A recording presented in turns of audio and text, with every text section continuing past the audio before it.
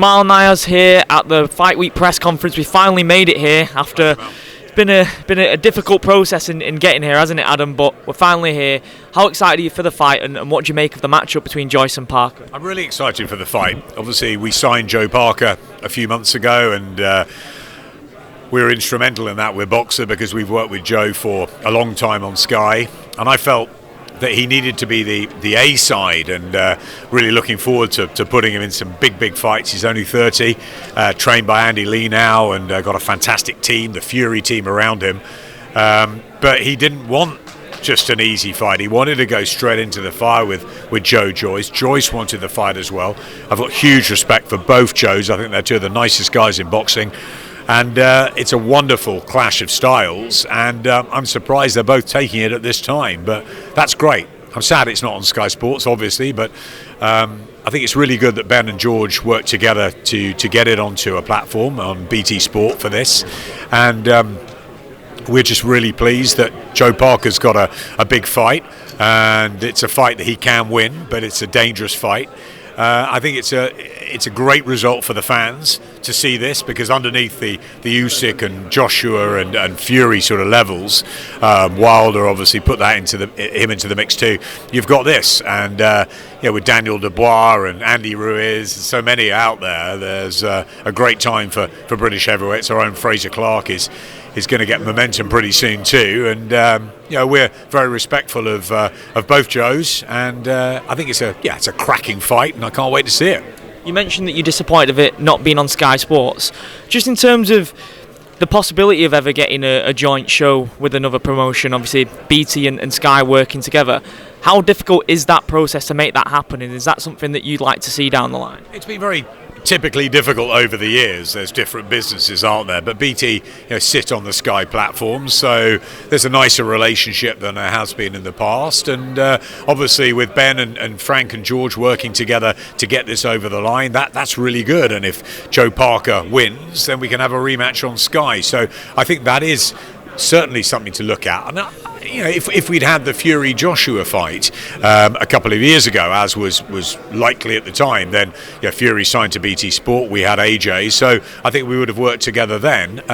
There's a lot of things to go through. It looks like if and when Fury Joshua is made, BT Sport and DAZN have a similar situation. But I think it's really encouraging that promoters and broadcasters are beginning, when the time's right for both sides. Everyone's got to be happy. It can't work for one and not the other. But I think some of this unity, even if it's a slightly false unity at times, is good, because the fights are made, the fighters want them, the fighters get the money, and the fans get the bouts and the matchups that maybe they haven't been getting. But if you look at what's happening in boxing this year, we've had some absolutely corking matchups, whether it was Triple G and Canelo the other week, and we've had Fury and White, we had Usyk and AJ. There's been some and I haven't even gone to the women yet, Katie and Amanda, and we've got Clarissa and Savannah coming up on the rescheduled show October 15th, which we're so excited about on Sky. We've got more shows to announce, really exciting ones in the coming days for the rest of the year. We know we've got Eubank Ben already. We think we're going to get Fury Joshua. Happy days for fight fans, and a great end to 2022 for boxing. But this is an important fight for these two, because the winner obviously will go forward to try and become part of that mix in 2023. So it's a great heavyweight fight. It's happening on our shores, and we should all support it. Fury Joshua, we obviously have to talk about that. Do you actually see that happen in December, and how do you see that one going? Well, I'd like to have a quick word with George Warren before I go. Eddie seemed to be making a good noise about it, and I've seen some of the 258 management team. It seems that it's close, very close, and I think before, obviously the last 10 days have been a very difficult time for the nation, as we've reflected and mourned Her Majesty, and I think that obviously things slowed down.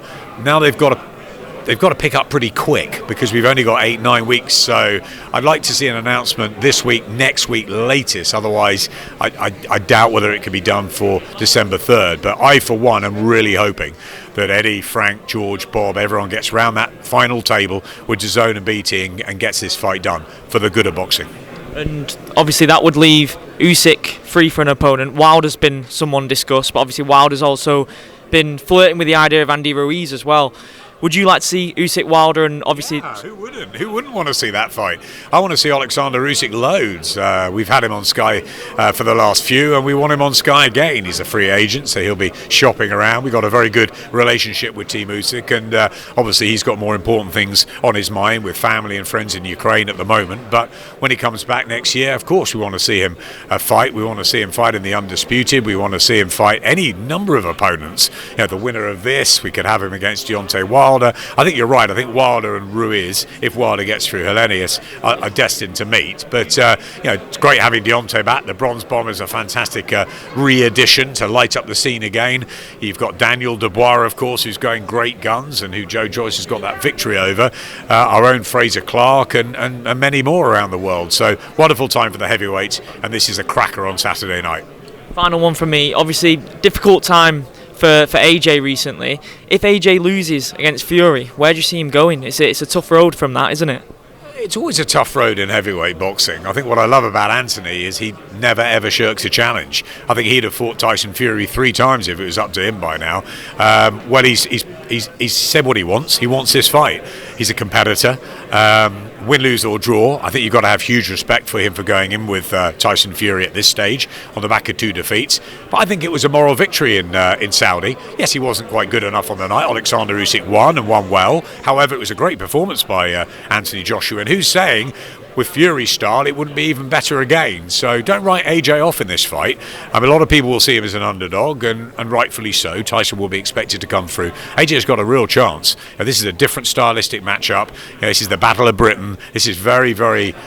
It's a very interesting fight. I just hope it happens. It nearly happened a couple of years ago. Shelley Finkel kept telling me it's not going to happen. We've got a legal contract with for Wilder and Fury 3. He was right, and we didn't get it. We've got a chance of this happening now. Nothing seems to be in the way, really, apart from the TV companies coming together and making sure that they're happy. Fighters want it, and when the fighters want it, and I tell you something, every single time I've ever spoken to Anthony or Tyson separately, they've always wanted this fight. I think this fight happens. I just hope it happens now. Perfect. Really appreciate your time, Adam.